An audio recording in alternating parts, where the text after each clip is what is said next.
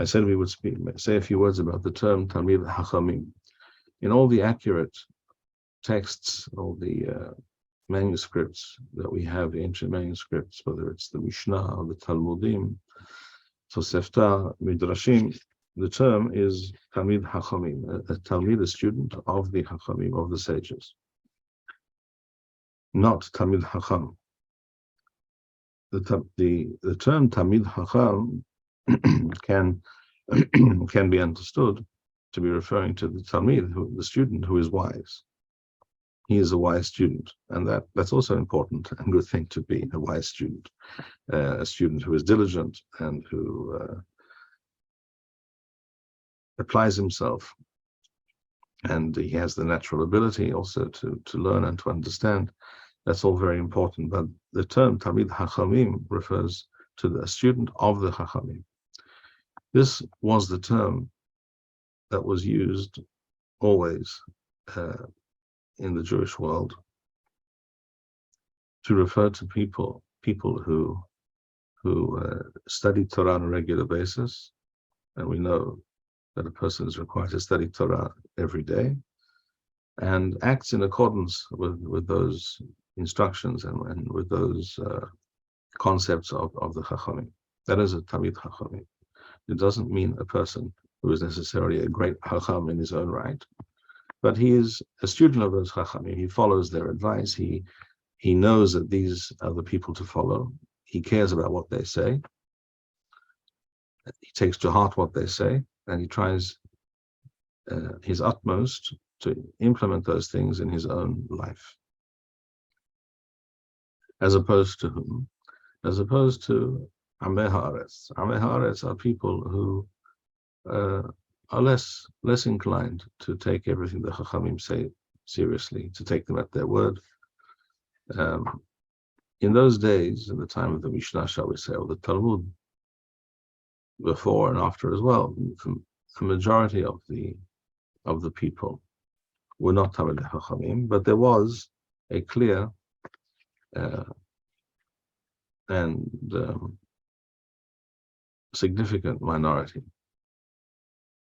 I think we can assume something like between 20 and 40%, depending on the historical period, who were Talmidei Chachamim. This term is analogous to what the term that is used today frequently as in other words, a ben Torah, a person, usually a person who studied in yeshiva for a time and lives his life in accordance with those principles and those ideals. But the term ben Torah was not known to Hazal. You will not find such a term in Rashi or in the Rambam or what have you. The term is a Talmid Chachamim, people who are Talmidim of the Chachamim. These are the people who knew that upon rising, you say Birkot HaShahar, for example. And Am Haaretz, many of them would not say such a thing. They would not even Halal Shabbat, Has v'Shalom. They would not. Many well-known parts of the Torah, they would be quite religious and careful about, but certain things they cut corners, and in general their approach was a more frivolous and less serious approach. And these things also in those times manifested themselves in very specific, easily defined ways. In other words, a person was called a ne'eman if he was careful to make sure that all the food in his home or that he consumed was me'usar, and Trumot and Ma'asrot had been taken as required. And if he was more careful than that, in other words, he also was makpid about Tuma Utahara in his home, his furniture, his clothing, his own, with regards to his own person. This was the standard of behavior amongst Talmidei Chachamim.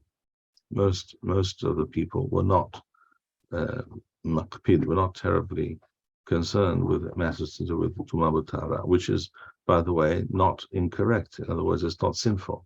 A person is not required, according to the halakha, to be makpid, to be pedantic with regards to Tumah B'Tahara all year round. According to the